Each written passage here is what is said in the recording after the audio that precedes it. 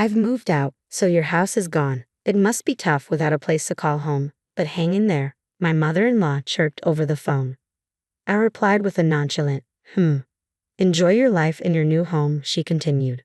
Yes, thank you, and please never come back to my house. After all, you'll be getting a divorce.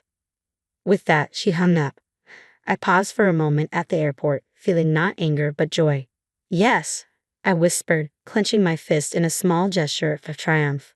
With a newfound spring in my step, I headed home. My name is Emma. My husband, David, was assigned to work abroad right after our marriage, leading to a brief period of separation. Despite the distance, we had been dating for 5 years before we got married and had lived together during that time. Our long-term relationship and cohabitation had built a strong bond of trust between us. I wasn't worried about David being unfaithful. Instead, I hoped he would stay healthy while overseas. Our days were supposed to continue in this calm, though sometimes lonely, state. However, everything changed when my mother-in-law decided to move into our house. After being married since David was a child, she was now single. Upon hearing about David's overseas assignment, she announced, "I'll keep my eye on you, Emma, to make sure you don't cheat." She moved in without our consent. Apparently, my father-in-law had cheated on her and subsequently disappeared, leaving her with deep trust issues. To prevent David from suffering the same fate, she decided to monitor me constantly. This relentless surveillance made life unbearable. In desperation, I turned to David for help. He repeatedly asked his mother to leave, but she refused to listen. "David trusts you too much, Emma. I can tell a woman like you will definitely cheat," she accused me baselessly, causing daily headaches. No matter what I did, she always found a way to link it to infidelity. My mother-in-law even refused to prepare dinner for me. She would cook for herself using food from the fridge but never left any for me. Worse, she never went grocery shopping herself. She used the ingredients I had bought for my cooking, leaving me frustrated and at a loss when I came home to find the groceries I thought were in the fridge were gone. Of course, I complained about this, but my mother-in-law either didn't care or didn't listen.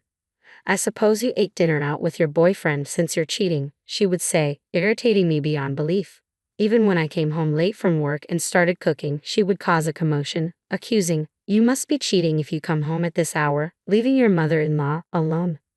During busy periods at work, when I often came home late, she constantly made a fuss about me cheating. I was so stressed that I even felt sick. "I'm begging you, please leave. I'm not cheating. I truly love David," I told her. David, too busy to come back to the US, tried his best to persuade his mother. Still, her response was disheartening. "So you want me to leave that badly? You must be cheating after all." At this point, all I could do was sigh. On a day off, I went out to meet a friend and was once again accused of cheating by my mother-in-law. Determined to catch me in the act, she began a clumsy attempt to tail me, hiding behind lampposts and our home's brick wall, skulking about busily. I chose to ignore her antics. I met up with a friend at a cafe, rumbling in a low voice so my mother-in-law wouldn't hear. Suddenly, a flash of light blinked a few times. It was her taking pictures of me. My friend, looking suspicious, asked, "What's that?" "A stalker," I replied. Abby, a close friend since our student days and known for her tough demeanor, began to stand up, saying, "Should I tell her off?" I quickly persuaded her to sit back down. No, please stay seated." Abby, with her pixie cut and street-style fashion, had an androgynous look. I joked that my mother-in-law might have mistaken her for a man, which made Abby double over in laughter. Enjoying the spectacle, Abby leaned closer and held my hand playfully to provoke my mother-in-law. Every time, my mother-in-law snapped photos, her camera flashing away. When I checked the mirror, I saw her thrilled and snapping away with excitement, her nostrils flaring as she captured each moment. I couldn't help but laugh at the absurdity of it all. Having witnessed my mother-in-law's ridiculous antics, I managed to let off some steam and went on to do a little shopping with Abby before we parted ways.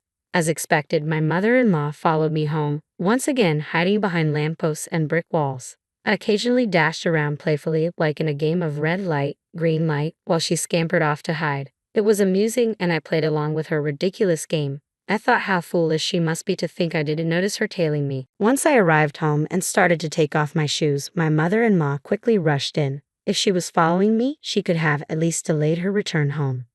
I was taken aback when she excitedly showed me a disposable camera.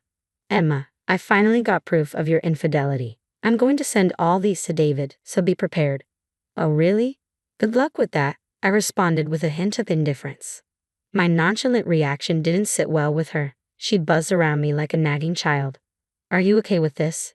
It's proof of infidelity. Your face and his are both clear in the photos. But I calmly replied, that's fine.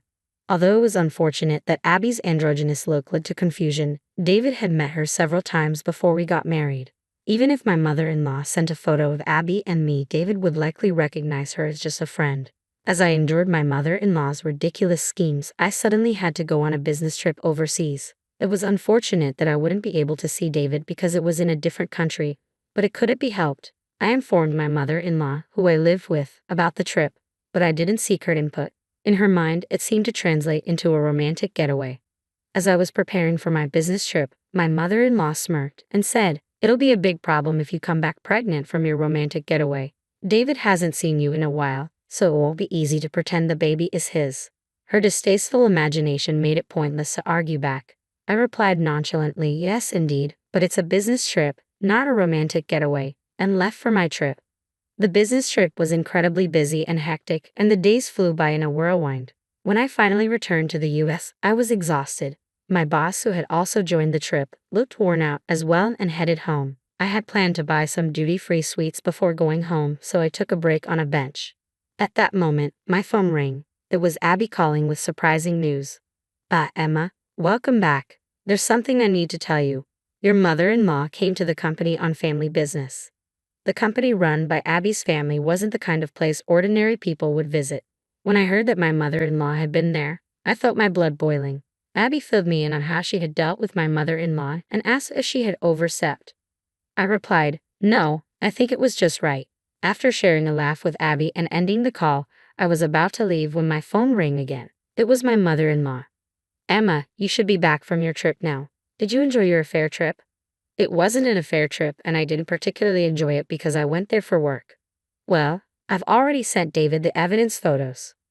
I simply responded, I see, to my mother-in-law, who seemed quite pleased with herself. Ignoring my indifference, she continued talking, undeterred. Actually, you've moved, so your house is no longer there. I sold the old place, so you must be struggling without a place to return to. But hang in there, my mother-in-law said, her tone almost cheerful. I responded with a disinterested, while she laughed happily. Enjoy your life in your new house, she added. Thank you, and please never come back to our house. After all, you're going to be divorced soon.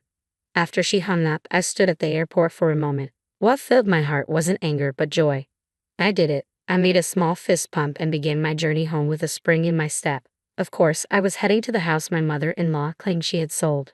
The furniture was likely gone, but I took it as a severance fee. I immediately called a locksmith to replace the front door lock, ensuring my mother-in-law couldn't get in if she decided to come back. Then, I relaxed comfortably in the living room, celebrating my newfound freedom. I made another fist pump inside the house, shouting, I did it. The next day, I received a call from my mother-in-law. What's wrong? I asked maliciously as my mother-in-law spoke in a flustered manner. She was trembling as she said, actually, I thought I sold the house, but it turns out I didn't. It seems I borrowed money without realizing it. Debt collectors are coming, and it's really scary. That must be terrifying, I replied with a hint of satisfaction. It turned out that the company she had visited, which she mistook for Abby's family business, was a real estate front for a loan sharking operation. According to Abby, they had repeatedly told her that the house couldn't be sold. Since the house was in David's name, she couldn't sell it on her own. After being turned away by various real estate agencies, she ended up at the company run by Abby's parents.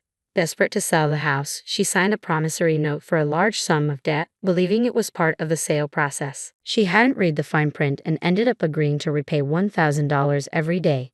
She managed to cover today's payment but had no way to prepare the daily amount required from tomorrow onward. Now, she was coming to me, crying for help. Please, Emma, you have to help me. The debt collectors are pounding on my door from dawn. It's terrifying. I can't sleep well, and I don't have much money left. I used the borrowed money to buy a new house, so I don't even have any savings. Please transfer $10,000 to my account every week until I've paid off the debt.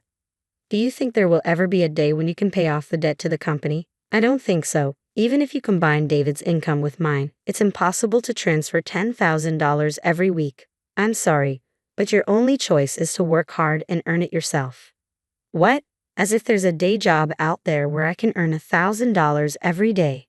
Well, Why don't you try talking to the company you borrowed money from? They might be able to introduce you to a good job. I meant it as a joke, but my confused mother-in-law said, "Really? Then I'll go and see," and hung up the phone. I thought, oh dear, there's no stopping her now.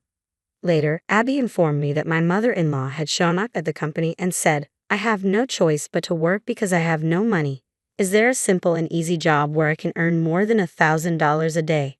Abby and her team found her a job at a place where employees live in dilapidated shacks used as dormitories.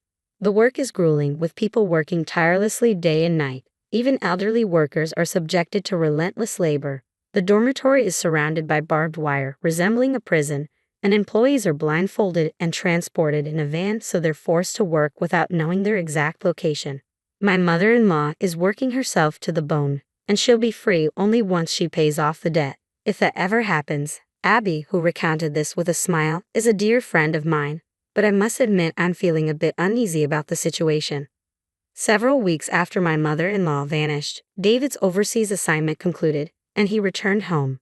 When I told him what had happened, he simply said, "There's nothing we can do about my mom. All we can do is wish her a long life from afar." It seemed David had never been particularly fond of his enigmatic mother. While he had tolerated her out of obligation as a child, his patience had long since worn thin, especially given her unfounded suspicions about me. Curious if David had received the so-called evidence photos of my supposed infidelity, I asked him. "Oh yeah," he said casually, as if it had just occurred to him, and handed me a photo from his bag. "That's Abby, right?" I have no idea why she thought this was proof of infidelity. I actually had a huge fight with my mom over the phone. I told her I'd cut ties if she kept accusing you, Emma, but she just wouldn't listen. It really irritated me. But I thought this was a nice picture, so I brought it home. Indeed, my mother-in-law had an eye for photography. The photo she took of Abby and me, with its picturesque backdrop, had an almost artistic quality, like something out of a photo album. Abby's playful peace sign in the shot was quintessentially her and rather amusing. We owe Abby a lot. We should pay her a proper visit sometime soon. Just make sure you don't sign any documents she might try to get you to sign. I'll never sign anything Abby gives me.